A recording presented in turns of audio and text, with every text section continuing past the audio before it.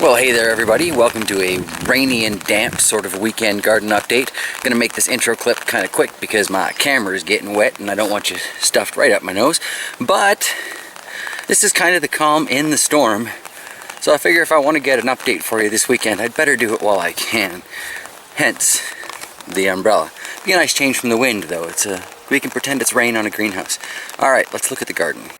Starting with the corn patch here, looks like it's doing just fantastic. I'm really loving the results from the grass mulch that I've got in between all of those rows there. And it certainly looks like the cucumbers have decided to pick up and give us some growth. No signs of flowers on there yet, and they're a little dirty from the rain this weekend, but they do seem to be growing quite nicely. In front of that here, we've got the beans. Now, I did see some flowers on here earlier, so I'm looking forward to them. They're doing quite nicely. We've got the one Brussels sprout in the front corner here, and here's that little tiny kale doing so much better here. Beside a much larger kale, this is one of the Russian reds. Those outside leaves are getting nice and big. I think I'm going to probably cut those off, try the baked kale thing that seems to be going around the interwebs. The Brussels sprout over there seems to be doing alright. The chard patch is getting fantastic. Way too heavily planted in there, but still growing very nicely. We've taken a few out of there so far. The beets behind it there definitely filled up their square. Starting to get a few decent looking beet roots in there. Can't really see it too well right now, but there are a couple. I was rummaging through there earlier looking for beet tops for dinner yesterday. Found a few nice looking roots. So, and we've got the cylinder beets here. Hopefully these are developing nicely. Not looking quite as thick as the Detroit Reds over there. The carrots behind them are definitely filled up. They're too square though, aren't they? They're doing great. Again, no signs of much root development there, but I'm willing to wait. All those radishes that bolted and ran and bolted. Still haven't planted anything out there. The peas are doing fantastic. I don't know if you heard that thunder rumble or not. Maybe a limited trip outside. These are the Lincoln or the Homestead peas there. They're doing pretty good, but these ones are doing amazing. We've taken probably a dozen off of here already, and you know, considering we're in Manitoba, Canada, I figure that's pretty good. And I see probably at least another dozen on there I could take right now, but one hand's got the umbrella, one's got the camera. Those peas can live for another day, or at least another hour or so. So behind that is the Spruce Garden. Here's that one pepper I finally got around to mulching. Still don't know what kind it is.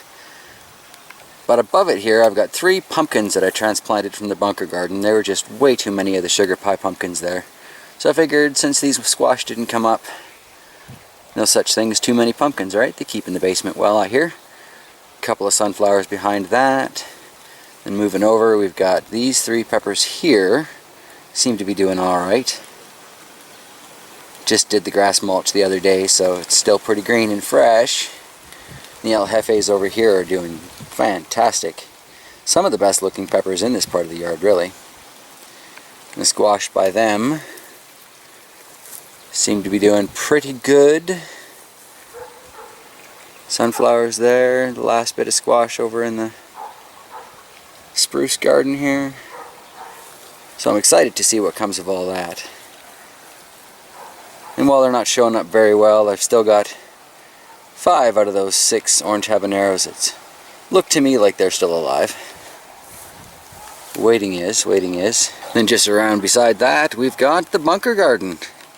I am just blown away by the growth that's in this thing. Really wasn't expecting anything at all. That corn is doing just fine. I mean, nowhere near as well as the corn in the patch, but considering how thickly planted it is and how little soil's in all this, yeah, it's doing just fine. The beans are doing great. The peas are probably the one thing that's really not doing well in here, but peas are not part of the standard 3 Sisters gardening method anyway, so they were just kind of a let's see if they'll do, and maybe they'll help break down the grasses and stuff in there. So you can see this giant pumpkin is already starting to produce some flowers, or flower starts anyway. That'd be great if we get some of those. The Burgess pumpkin's doing great. Here's that patch of sugar or pie pumpkins, so I'm sure taking a few out to transplant them won't be a big deal. And here's the fairy tale pumpkin. Really can't tell if that's like a variegated leaf or if that's the only one that's got the powdery mildew. Kind of thinking it's a variegated leaf. Really hoping to see some fruit out of that too. Such a delightful looking squash. In front of that would be the tomato patch. Now this one, we've had an injury in the storm. This particular Brussels sprout is not looking entirely happy. But everything else seems to be doing just fine. There's some more orange habaneros. And then some of the Caribbean hot peppers. Down here we've got some of the cuttings I already took out of that aeroponic tote for the broad ripple tomato there. And there, and there, and there. This thing is doing fantastic. Bush beefsteak replants up in the corner there. Cherokee purples are finally catching up. And here we've got that summertime gold dwarf tomato. Seems to be doing quite well. Celebrity hybrid beside it here. Again, seems to be doing quite well. Sorry about the now wind. The weather today is just not working with me. And this is a bush beefsteak or a regular beefsteak, not entirely sure. But we've definitely got some flowers starting in there.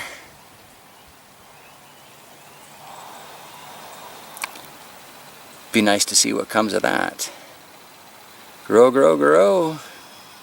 Which takes us to the pepper patch with its eggplant and sage kind of add-in afterthoughts. Again, the grass was just done in the last couple of days, so it's hard to distinguish some of these plants from others, but some of them doing quite nicely. I believe that's a banana pepper there. Actually got some flower starts on it. Not sure it's tall enough to support a banana pepper, but we shall see. I think next year I might start amending these pepper gardens with some blood meal, some bone meal. Try and give it a bit of a natural boost that way. We'll see. Maybe some seaweed extract everybody's using seems to be giving great success. Good results with that. I'm not displeased with how this pepper patch looks, but I would like to see larger plants. Over here by the Windmill Tower garden, you can see this grass wasn't replaced quite as recently. Only got 2 batteries in that lawnmower, but looks like most of these peppers are adapting fairly well. Got to go through here and do some weeding again. Such is the nature of the garden beast, though, isn't it? Oh, the rain has been horrific today. You can just tell by how soggy everything is. These Mexican hots here, though, seem to be doing, I'd say, pretty well comparatively. Nothing like the peppers out front, but the peppers out front had really strong starts when they went out. Let's take a look at those. Well, those melons right there are a shining example of why you don't use indoor planting containers when planting outside. No drainage means flood. I'll have to dump that out in a second. This one here with the drainage holes is doing just fine though. Looking in on the front yard peppers, here's the orange fugo. Getting more and more flower starts on there, so next couple of weeks they should start to look pretty good. Still no color taking on that one pepper, but all things in time. Still got some time to grow beside it. How's the sand dollar looking? Not too bad after that massive clipping. Got a V forming on the top, so hopefully there will be some fresh pepper starts on their way. Won't necessarily be true to form if I take some of these seeds because it's been growing with other peppers, but at this point I'm gonna have to try. Here's the lemon hot. That tag desperately needs a relabeling, but lots of new growth growing up the stem here. Lots going on up at the top. Seems to be enjoying this position out front. Still no yellowing on the pepper, and well, maybe a little bit, but not a lot of yellowing on that pepper there, so not quite ready yet. Here's that red cherry pepper from beside it. It's coming back, it's coming back. A lot of decent growth on here. Looks like there might be some flower starts going on there, so That would be good. There's a little bit of color taking in this pepper here, but not quite enough. It's been a very rainy summer so far. It's the Pao Hybrid. Nice bushy little plant this is. Tons of flower starts on it. This is going to be very productive for me as always. So that's good. Guaranteed to have something for the pepper powder as long as I've got a Kung Pao going. There's that sweet heat beside it. Let me change my angle so you can get a better look at that pepper that's kind of hiding in the back there. There's a look at that. Very exciting. I'm going to try and let this ripen up fully on the plant and get some seeds from it, which I guess will make the sweet heat generation 3. Seems to be looking at least like the peppers that it came from, so hopefully I didn't screw it up with accidental cross-pollination or anything. Don't need that in there.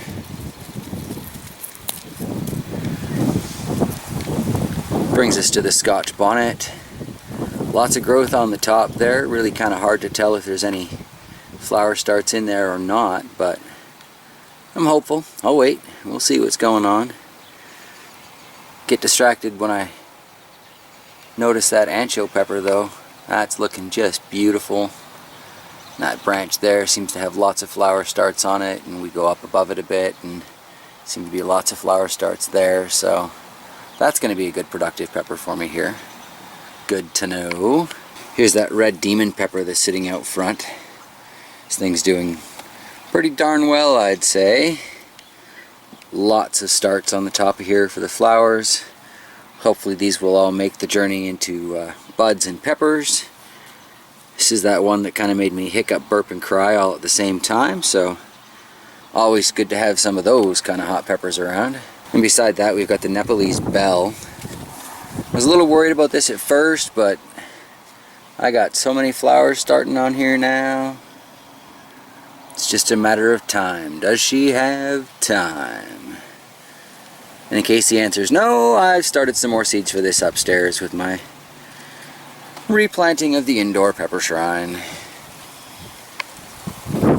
Can I say, I like having peppers growing in the house. Just in front of that part of the garden we've got 3 survivors out of the 4 LED light test Caribbean hot peppers that I had growing. This one in the middle is looking pretty rough, but at the same time looks like it might just pull off survival. The 2 on the end are looking fine though. So I'm probably just going to grab that empty pot there, put some of the leftover pop bottle habaneros into it. Again, no drainage holes, so I need to dump that out. Behind that though we have the little blue. I love this beautiful little pepper. Sure, it's just an ornamental. It's got an interesting flavor to it though. And it's just kind of a pretty little pepper. It's kind of along the driveway now. We've got a couple more peppers planted. This is the survivors from the Portuguese Hot pepper mix. Unfortunately, only 4 of those made it, so I feel kind of bad about that. Hopefully, these guys will have a good harvest though. And just in front of that here, we've got 2 other tomato clones. I believe these are also broad ripples. Took these out of that aeroponic system. Seem to be doing just fine with the roots. They had time to start. Grow, grow, grow. Should be a good tomato harvest this year, if nothing else. But I got a few peppers on the go. Alright, now it looks like I got something on my camera lens there I need to clean off, and I'm going to wrap it up at this point because that storm is far from done and I don't want to, well, I don't want to get soaked while out here with the camera. So, thanks for sticking around for this short weekend visit. Perhaps we'll have a little more sun next weekend and I'll be able to take a longer look at kind of the entire garden. But if you want to see what's going on with the aeroponics, I just posted a video on that on Friday, so check that out. I'll put a link somewhere up here or down in the description or whatever. And yeah, otherwise, got no idea what's coming up with the week ahead, so stick around if you want to find out. I will talk to you guys for sure next Sunday though. Have a fantastic week. Bye everybody.